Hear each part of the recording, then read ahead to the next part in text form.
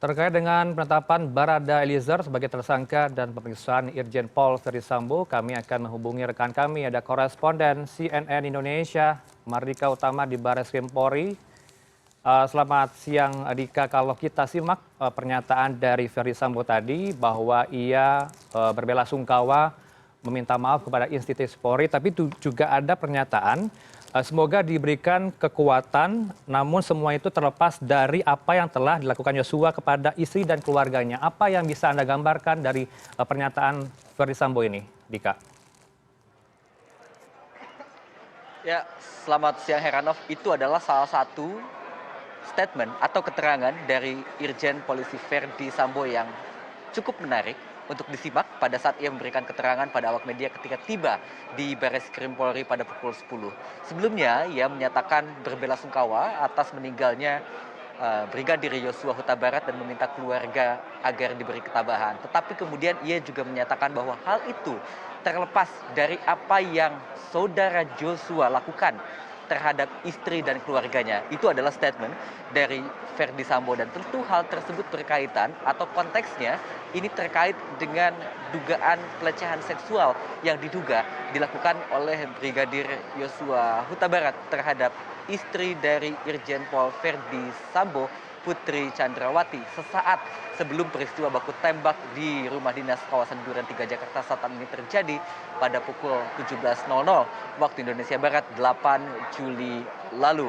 Dan kita tahu bahwa untuk penyidikan kasus dugaan pelecehan seksual ini juga telah ditarik yang semula di Polda Metro Jaya kemudian kini ditangani oleh Bareskrim Polri. Dan kita tahu tadi juga Ferdi Sambo menyampaikan bahwa pemeriksaan hari ini di Bareskrim adalah pemeriksaan yang keempat. Artinya, ia sebelumnya menyatakan bahwa sudah melakukan pemeriksaan di Polres Metro Jakarta Selatan dan kemudian juga di Polda Metro Jaya. Heranov, keterangan dari Irjen Polisi Ferdi Sambo ini akan menjadi sangat signifikan untuk membangun konstruksi atau terkait dengan duduk perkara, terutama terkait dengan runutan cerita, waktu, dan tempat peristiwa yang akhirnya menewaskan Brigadir Yosua Huta Barat pada 8 Juli lalu. Dan sejauh ini penyidik telah memeriksa 42 orang saksi, 11 diantaranya merupakan keluarga dan juga kerabat dari Brigadir Yosua Huta Barat. Kemudian ada juga sejumlah ajudan dan tentunya sejumlah ahli yang juga turut diperiksa. Di antaranya adalah ahli biologi kimia forensik, kemudian ahli metalurgi forensik, IT forensik, dan juga kedokteran forensik. Selain itu pihak penyidik dari tim khusus bentukan Kapolri Jenderal Polisi Listio Sigit juga telah menyita sejumlah barang bukti, di antaranya adalah sejumlah alat komunikasi, lalu kemudian beberapa rekaman CCTV dan juga barang bukti lainnya dari tempat kejadian perkara.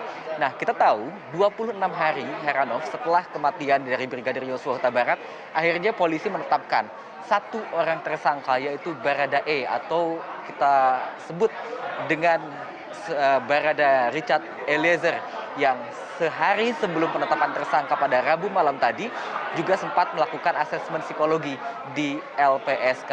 Nah, Barada E sendiri dijerat dengan pasal 338 KUHP, junto pasal 56 dan juga 55 KUHP. 338 KUHP sendiri berbunyi, barang siapa dengan sengaja merampas nyawa orang lain diancam karena pembunuhan dengan pidana 15 tahun penjara. Dan sementara itu terkait dengan junto pasal 55 dan juga 56 ini juga menjadi salah satu delik pasal yang cukup menarik karena di sini menjelaskan terkait dengan pihak-pihak lain. Disebutkan di sini adalah mereka yang dianggap melakukan, menyuruh, turut serta dan juga menjanjikan sesuatu terkait dengan tindak pidana kejahatan ataupun juga dengan sengaja memberikan bantuan pada waktu kejahatan dilakukan. Dan ini pun juga menimbulkan dugaan apakah akan ada tersangka lain dalam kasus ini. Tadi saya mencoba untuk menghubungi Wakil Ketua LPSK Edwin Partogi untuk bertanya apakah permohonan atau pengajuan perlindungan dari LPSK yang diajukan oleh Baradae tertanggal 13 Juli lalu akan otomatis gugur setelah diadakannya penetapan tersangka terhadap Baradae. Tadi Edwin menjawab bahwa pihaknya belum bisa menentukan karena dengan delik pasal Jungto 55 dan Jigo 56 maka dimungkinkan Baradae ini berpotensi menjadi justice kolaborator. Tentu Heranov, kita semua akan menunggu perkembangan penyidikan dari Barreskrim Polri dan juga secara simultan kita tahu Komnas HAM juga tengah melakukan investigasi, meminta keterangan-keterangan dari banyak pihak, termasuk juga nantinya akan memanggil Verdi Sambo itu sendiri dan juga Putri Chandrawati yang tentunya akan menjadi salah satu saksi kunci dalam peristiwa ini. Heranov. Dika, kalau Anda katakan akan ada rencana pemeriksaan terhadap istri Verdi Sambo, Putri Chandrawati, tapi apakah Anda punya informasi akan diperiksa pada hari ini atau kapan ya, Dika?